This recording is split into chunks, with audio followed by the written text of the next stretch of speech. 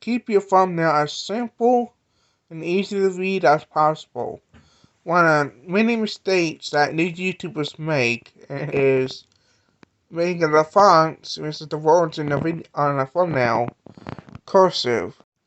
It might seem fancy, but it's hard to read, so they won't know what your video is about from the thumbnail. Number 2 is when you talk about something, you want to use what you talk about as logo in your thumbnail.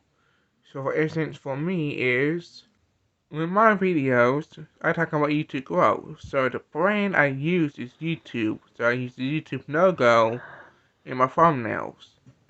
Now whenever you make a video about, there's probably a logo for it.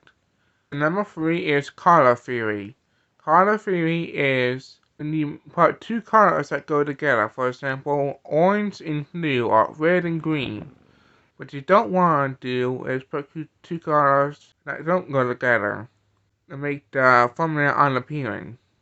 So for example of this would be red and blue. So if you want to start a YouTube channel the right way, watch this video coming up on the screen now and I'll see you there.